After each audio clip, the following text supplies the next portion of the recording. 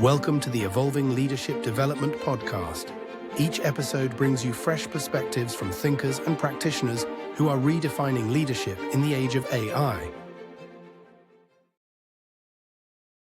Hello, everyone, and welcome to the latest episode of the Evolving Leadership Development Podcast. I am Panos Malakoudis, and today I have with me Beth Hope. Welcome, Beth. Thank you so much for having me. So Beth is an executive coach specializing in confidence, mindset, and powerful presence. But you can coach me on all of those things. Beth works with senior leaders on how they think, show up, and communicate when the stakes are high, which is when it's most important. Beth has a PCC certification by the International Coaching Federation. She's also a board director with the UK chapter of the International Coaching Federation and has a master's degree, listen to this, in neuroscience and psychology.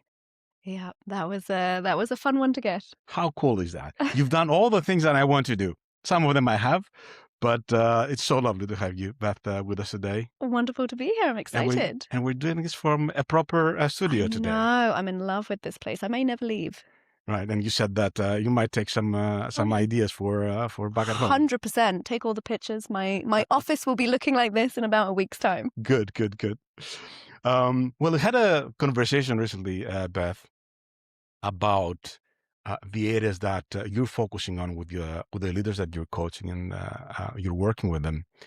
And you were saying how in this day and age of AI, it is even more important for leadership to have that clarity of identity and values that matters more now than it used to in the past. So tell me a little bit more about why does it matter more? Yeah, so I think values has always been something that in leadership we haven't necessarily taken the time to think about. You know, people progress up the corporate ladder quickly and they sort of have their eye on the next level, but not always, A, is this what I want? And B, what kind of leader am I? So that's always been work. You know, I've been coaching leaders for, a decade now, and that's always been there. But what I noticed more recently, and especially with how integrated AI is in our corporate life, that it's exacerbated this conversation a little bit. Because AI, and I guess when we say AI, a lot of what we're talking about is the way that leaders use AI, which will be the ChatGPT, the Gemini, all the different ones. And a lot of that comes in communication. Now, it will exacerbate and amplify what you give it. If you give it confusion, that is what comes out, but more so. And so if you have never spent the time to think, what are your values? Who are you as a leader? Where are you going as a company? What's the direction? What's the strategic value that you bring? And then you don't put any of that into AI. You haven't trained your AI. Then how can you expect it to come out with something that's going to land, that's going to empower your employees and bring that forward? So start with your values, start with who you are, gain that clarity, take that leadership pause. Then we can move into how AI can elevate your leadership rather than just cause more confusion. That's so interesting. So basically, leaders always had to do that, right? Yeah. But because of AI, that just gets blown out of proportion. Exactly. If there's no clarity, it becomes a lot greater. Yeah. If you, for example, it's like if you upload a picture of you into ChatGPT or Gemini or whatever, and you say, right, make my shirt white, change nothing else. Yes, it might change your shirt to white, but I guarantee it will have slightly changed your face or something or gone a bit weird in the background. And every time you do that, if you say, okay, regenerate the image, change nothing, it will still have changed something. So think of it like that, because we see that when we do that with images, but we don't think about that when we put our words, our values, our company mission, vision statements into it, or employee communication into AI. We just take whatever it gives us and we don't take that moment to think, oh, has it actually slightly changed the message that I'm wanting to get across? Has it slightly rounded the edges of a conversation that actually needs to be had? So just take that pause, gain that clarity. Then steam ahead. I love this analogy, and we've never discussed this before, but I really love this analogy. Like if AI alters the image, it alters your message as well. It cannot be as accurate. And we keep on saying that when it comes to conversational AI, it's not designed for accuracy, right? It's not designed for accuracy. I did try that once, in San Diego when I was for the Coaching Federation. A friend said, here's how you take a snapshot, and we'll use Gemini, and it created a great photo of mine. And I sent it to my wife, Katerina. I said, look at the photo that I took. I was trying to trick her, and Katerina, my wife, said, "These are not your hands." See? How fun. How I- amazing she picked up on that. I know I couldn't pick it up. I said, "Really? How? Really?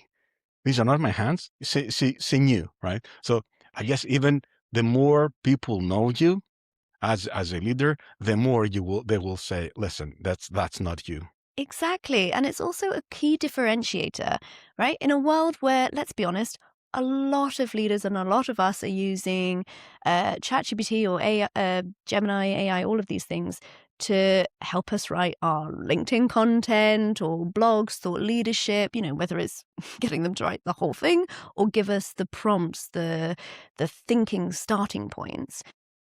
If you don't know who you are, you don't know your values, you don't know your voice, what's to differentiate a LinkedIn post by me to you? We have very distinctive voices. We have the same principles and values. I know, obviously, us very well. We've worked together for a long time. But we're so distinctive, even though we have similar foundations. And that's what makes a LinkedIn post from you wonderfully interesting in that way compared to a LinkedIn post from me. There has to be a differentiator, and that's key. And that's a great thing. It's a competitive advantage. So know who you are. Know who you are. And I'm wondering how that affects the whole momentum about avatars. I know companies have produced avatars of their leaders so that they're more accessible, but are they, right? What are we expecting of these avatars if we're creating avatars of leaders, considering how it cannot be accurate? It will not be an accurate representation. It might consolidate some things, but it cannot be accurate representation. In that sense, what are the leadership skills that leaders most need, like the non-negotiable in this day and age? Think judgment. You have to be able to look at something with a critical eye and say, right, is this surface level correct, but deeply not actually connecting with our overall vision, mission, strategy, or where we're going with things? So judgment, absolutely non-negotiable. Also, this authentic confidence, have self-trust in who you are. Know when you want to use AI to elevate and perpetuate your wonderful leadership, and when you're using it to maybe mask or hide who you are and kind of try and plaster over those insecurities that you should actually be working on rather than covering. And above all, AI cannot take responsibility. Only we can. That's beautifully human. So think about that. Embed that accountability, because AI isn't accountable. It's a tool. It's a resource. It's not a person, a thinking, living thing. So judgment, have that clarity, have that confidence, have that emotional regulation, because AI can't have that either. So it's all of these beautiful human skills that I think get more valuable as AI becomes more embedded in our day-to-day. So we're not coming with new leadership competencies. We're basically using the ones we already knew, but we're putting it in the context of this is why these are now important, right? Know when it makes sense to use it. Why? Because you might be altering your identity. You might be altering your brand, right? So what are you using it for? Are you using it to summarize? Are you using it for productivity? Or are you using it to speak on your behalf, right? So I love what you said there. You mentioned something which I'm fascinated by, and I'm wondering in what context exactly are you using? You said, are you masking? So how do you use masking? What context do you say people might be masking through AI? I think a lot of this comes into that wonderful comparison culture and imposter syndrome, where I think AI has sort of added fuel to the fire of comparison. If you think about how we operate now, I sort of have a love-hate relationship with LinkedIn. And I know it's a sort of necessary beast, but what I don't love is how bad it can make you feel, right? Everyone's on there now, seeming like they're getting 500K a month, wonderfully winning all these awards, everything, posting daily, hourly, all the time. It feels very loud and busy. Now, AI has helped it be that way because a lot of content or thought creation comes from AI with all of this. So are you seeing that as a leader and thinking, oh my God, I need to, whether it's your own business or whether you're leading a company or progressing within a company, everyone feels like now they have to have a brand, a thought leadership brand. And you see your peers, your colleagues posting continuously, having these innovative ideas, these perfect, polished scripts that seem to hit all these key markers. And you think, oh my God, I need to be doing that. How are they doing that? How are they doing that on top of 80-hour week and being parents and doing this and running marathons and everything? It exacerbates that comparison culture. And so if you take that in and you embed that in yourself, it can seep into the cracks of insecurities that you might have because you're not comparing yourself to a person anymore. You're comparing yourself to AI who's seeming like it's a person. And that's where we can, I guess, trip ourselves up and fall into a trap of AI is phenomenal. It is instant, perfect logic, structure, clarity, tone. You can tell it what you need if you train it properly. It's still not a human. And so we've just got to take that slight step back into reality and say, yeah, all of this is great. Let's use it. But also let's just take a breath, take a moment and realize maybe everything I see online isn't necessarily real. Okay, I'm going to throw a curveball now. Please do. In the conversation, in the coaching conversation you'll be having with these leaders, when they fall into that trap, how do they steer away from that? How do they steer away from mirroring, from copying, right? Because they might say, well, I'm comparing myself. Okay, I'm not doing enough. I'll start doing more. I'll start using AI as well because, well, everybody appears to be using it, right? Yeah. So what is the argument or what is kind of a question you would ask a leader to say, well, to kind of steer them away into the light instead of kind of the abyss? That's a great question. I think there's partly asking yourself, am I using these tools to hide or am I using them to think and to help me think strategically? If you're using them to hide, you're not taking time to do the deep work of actually, what do I want to talk about? Because yes, we all have great things to talk about, and please use AI to help you think about content plans and give you prompts. All fantastic. I think AI is brilliant for that. Where it flips the coin into we're not going such a great place now, is when you start suddenly talking or posting all about things that aren't really relevant to you, what you like doing, who you are as a leader. And again, it kind of comes back to what we were talking about at the top, right? Which is values. If you come from a place of insecurity, you're going to be led down a path that is not you. And you're going to end up, people will know you. Oh, you talk about this. And you're like, oh God, I have actually no idea or no personal opinion about this topic. Yet the last 5 posts have been around this just because it's in the news and AI tells me, oh, this is a trending topic, so I need to write about this now and jump on the bandwagon. But I don't actually have an opinion about it. Or it doesn't chime with my values, with what I love about business, that passion. If you're talking about your passions and your values, fab, use AI. Help yourself. Make yourself more efficient if it's authentic and properly trained. But we need to train AI. And I guess it is what you said. Are you amplifying your voice?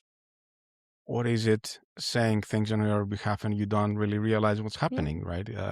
You don't remember saying it, Yeah. or you just did a copy paste. How many times have we seen somebody do a copy paste and they do a copy and they paste the headers as well, right? Not just the body of the message, they copy the whole thing. I've seen it recently in a magazine. Somebody was writing, a journalist was writing, and they accidentally pasted the header of the response from the AI. The editor didn't figure it out. It just went into print as it was, a copy paste from ChatGPT or whatever it was. At the same time, I was reading this article recently. It was a dating story. Yeah. And apparently, I don't know if you've heard it. There was this young woman who was chatting in the dating app with this young boy, and she loved the chatter, right? It was very smart, very intelligent. And then they made plans to meet for a date, right? They meet face to face. She was not getting the same vibe, right? She was saying, and she actually expressed that. She said, "Well, it seems like you're a completely different person in front of me." And he admitted that he was using ChatGPT in the chat. God. It didn't go anywhere at the end, as I'm you not can imagine, surprised. right? But imagine if, as a leader, you've been sending emails and this and that, and then on a town hall, people experience a completely different person. Exactly. But this also is one of my key things around leadership and AI, right? Is brilliant. Let's help us make wonderful messaging. Now, a lot of what I do is presentation coaching, which is helping leaders find the right words, especially using the psychology nudges of, okay, how do we soften the edges and make sure actually that this lands with the true purpose? However, I obviously start with their authenticity, what's the purpose and all of that. But if you use similar and get ChatGPT or whatever to do your first draft, whatever, fab.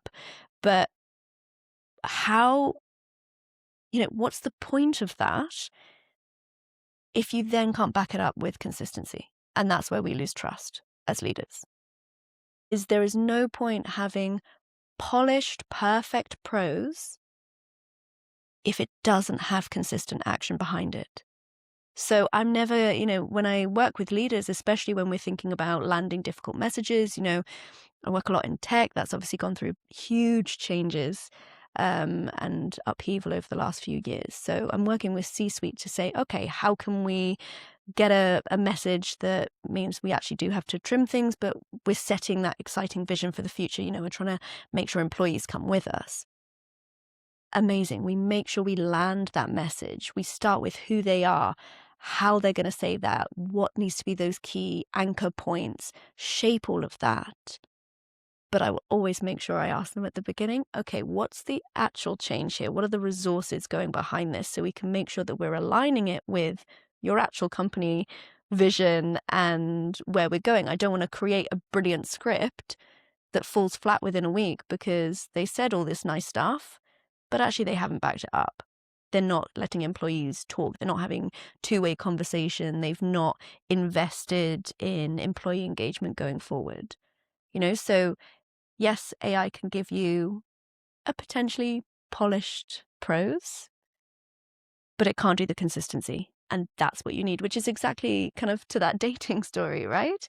What's the point of seeming perfectly polished in email or on LinkedIn or on your blog or thought leadership if in reality you're not backing that up? That's doing you the absolute opposite of a favor. That's hurting your brand rather than helping it.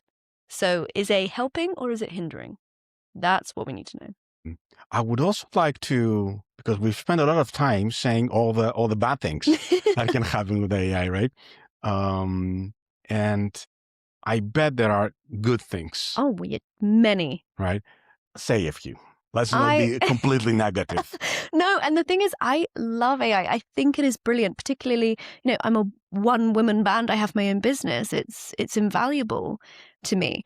I think the key is, and this is maybe where people fall into trouble, is they don't train it. They don't see it like an employee. And I think you need to see AI as an employee. Put it through onboarding that you would a normal employee if you bring it on. So for example, when I started integrating AI in my business, I fed everything my full brand document. I have a 35-page brand document.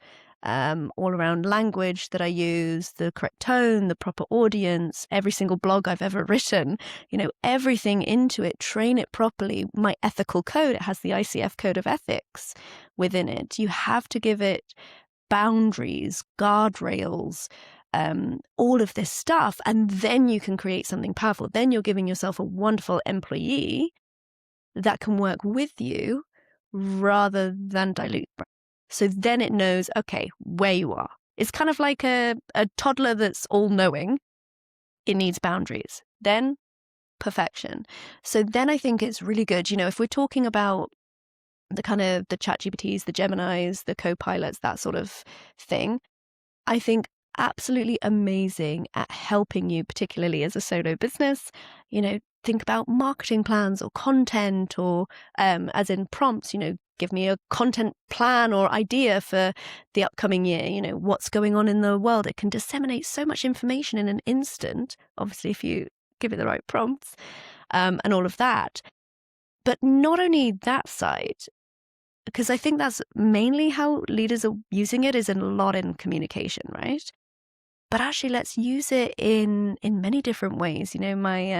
My husband is very big on AI, blockchain, and all of this stuff. And just the amount of things that these AI chatbots can do, they can run a lot of businesses, help prompt everything, do surge pricing, make sure that your business is more agile in terms of economic demand and everything like that. Fantastic. Also, I have a AI note taker. Obviously, I don't use that in coaching sessions because that's confidential, but initial meetings, it disseminates everything. It quickly gives me that snapshot. I know I have everything. I'm not going to miss something. And all of that. I mean, the capability it has, we haven't scratched the surface. And I think we need to embrace it. And that's why I say, particularly in the coaching world, we can't be afraid of it. It's here. Let's train it, make it ethical, and really embrace it. And then it could do so much of the admin work that you don't want to do. It can free you up to do strategy. It can support you in strategic thinking if you make sure it's challenging and not sycophantic. But let's really enable it because it's honestly phenomenal. And I wouldn't be able to run, to be fair, I guess I ran a business for 8 years before it really came, but it's been so, so useful because now I feel like it can take a bit more of the marketing side and I can feel more supported in that. And I know a lot of leaders feel the same. Well, you are afraid of something that you don't understand, right? As with everything. So the more we understand it, the less we'll be afraid of it, but also the more we will understand the use cases that it really makes sense to use it for, right?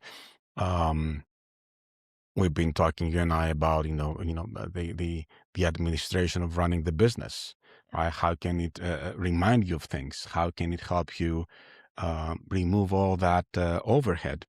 At the same time, what is really interesting in this AI transformation, as opposed to other transformations in the past, is that many organizations, many leaders, they feel the pressure to use AI without knowing what to use it for. Yeah. You can summarize. Here's a PDF, summarize, or just send me the notes, or summarize the notes from the meeting. But there's this constant pressure on leaders. You need to use AI. You need to use AI, right? Coming from the senior leadership team, coming from the market, even. So I reckon there are cases where we are misusing AI simply because of that pressure we have to, right? Yeah. I've coached leaders as well, where they tell me, we can't figure it out. But we need to, and if we don't, we will be in trouble, or we will be replaced, or others will do it beforehand. Do you see that in your conversations, that extra pressure that kind of makes people just go into areas, use case of AI, that just they shouldn't, but it's just because of that pressure that they are getting from their leadership team? Yeah, I see that a little bit, but interestingly, I see the opposite. Mm-hmm. of people being like, we're not allowed to use AI, our company's scared of it. And Oh, wow. especially with sort of the ChatGPTs and the Gemini of, they don't want to put company information because then they're worried that, their competitors will be like, oh, give me the marketing plan for X business or whatever, and it'll suddenly pull everything up. Obviously, people need to understand share settings. They need to understand privacy modes. They need to understand what the limitations are from all of this. So there's a lot where I think businesses are actually hurting themselves by saying a blanket no, because they're scared of it and they haven't understood the limitations around privacy or the guardrails around that, without taking the 10 minutes to actually understand that and know, okay, what softwares are good, which AI is more secure, which, what is actually going to elevate and help our leaders rather than just be something, inconsequential. So interestingly, I see the other side, and I think that's actually going to hinder a lot of businesses, because it's also, as I said, there are so many ways to use AI. And actually, I coach a lot of businesses where if they provide, say, service platforms or HR software or these kind of things, all of that's integrated. I mean, on the tube here, there were adverts for an HR software being like, let AI do the first draft and then you double check and just approve it. I saw that, yeah. Yeah, it's in all of these tools and it's in all of these platforms that businesses need and are built upon. So you have to learn. You have to know it's not scary. It doesn't have its own brain. It's what we make it. And that's kind of why I think it's similar to a toddler, an all-knowing toddler. They can be a wonderful human, or they could be a horrific brat. It's all about how we train them, bring them up ethically, give the boundaries. And that's where we are now. And that's sort of the crossroads where we're at. If we can either walk away, and I think particularly, I know we've discussed about the coaching industry in the past, we can't as a coaching industry just say, oh, AI and coaching. No, it's not ethical. It can be ethical if we train it ethically. There is a lot that we need to do in that, and it is not a simple task by any means. And there are going to be bumps on the road. There are going to be mistakes. There's no way around that. But we need to iterate, we need to grow, we need to really keep going, because you don't want someone else to do it improperly and to do it unethically. That's my fear. Yeah. So ethical AI, Yeah. responsible AI. I was discussing with somebody recently about what does it mean, responsible AI, and we're talking about, energy consumption, water consumption, right? But at the same time, there was I think it was either a Forbes or Harvard Business Review article posted a couple of days ago that it was saying that people, companies are laying people off, not because of the benefits they are getting right now of AI, but because of the potential to achieve benefits. And I jokingly wrote on LinkedIn, I said, I have decided to stop paying my mortgage on the potential that I might win the lottery. So that I consider to also be part of responsible AI, right? How are you using it? And to that end, kind of, this is a question that I will ask the question, and we can have another 60 minutes discussing that question, but we don't. But you said the word learn. And I've heard from many people, not just leaders, but leaders as well, about, we go on this workshop, on this webinar for AI, and by the time it finishes, it's already outdated, right? So what does, in your opinion, what does AI literacy need to be these days? What is realistic to expect for leaders to know in terms of AI literacy, because they don't have a lot of time? So what is your suggestion? What is your advice to leaders that they want to be literate on AI, they don't have all the time in the world available to them? I think first things first, I'm really thinking about that time poor aspect, is if you're basically just using AI to help you write emails, thought leadership, LinkedIn prompts, whatever, around that communication piece, just feed it a brand document. Train your AI first. Make sure it has the boundaries, the values that you have, the ethics that you have.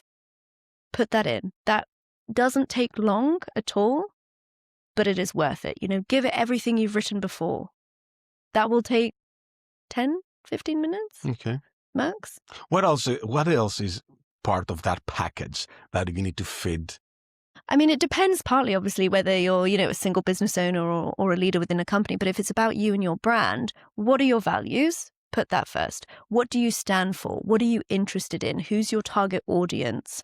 What kind of language do you use? What language do you definitely not use? Are there certain terms or things that are an absolute no? Then think around that ethics. So obviously we have the ICF Code of Ethics. And so pop that in there, make everything feel authentic to you so it can better help you. Because then it knows, okay, if Panos, for example, speaks around X, Y, and Z frequently, then if it's going to help you create a content prompt plan for the next 6 months, then it's like, okay, over the next 6 months, maybe there are a few key events in the world that go on. Oh, they align perfectly with Panos's speaking around leadership and AI. So maybe I'll bring that in. Whereas for me, maybe it would bring in a bit more around stress or constructive mindset, like mental health month. Okay, that might be a big one for my content there, and it just helps to pick out like, oh, do you remember that this is happening? Or this month is AI month. This month is mental health month. This is all of this.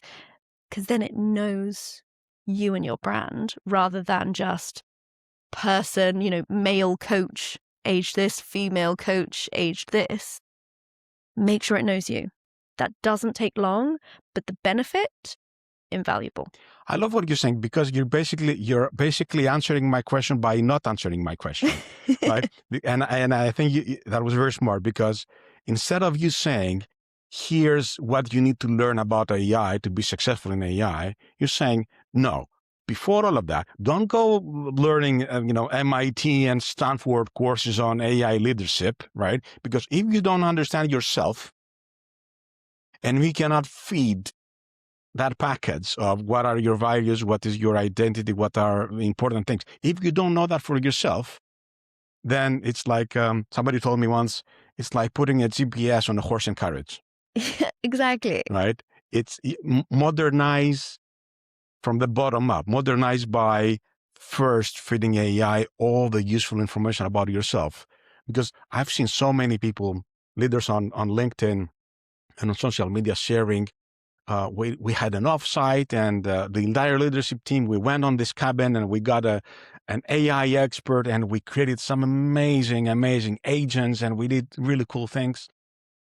But if you haven't done the values conversation, right? If you don't know who you are as a leader, then what's the point? Yeah. You're just smudging using AI. Exactly. And iterating down that path unknown, right? I know. Well, we can spend many hours talking about this, Beth. I think looking at it, we're out of time. Thank you so much for joining today. Where can people find you and how can people learn more about you? Of course. So you can connect with me on LinkedIn. I'm Beth Hope, ICF-PCC. Or you can head to my website, which is 𝐸hope, so 𝐸hope.co.uk, or follow me on Instagram, which is 𝐸hope_coaching. No TikTok? No TikTok. We need to get you a TikTok. I am far too old for TikTok. Well, thanks again for joining. We'll put all the links on the description on the podcast. And thank you for joining us today and see you on the next episode.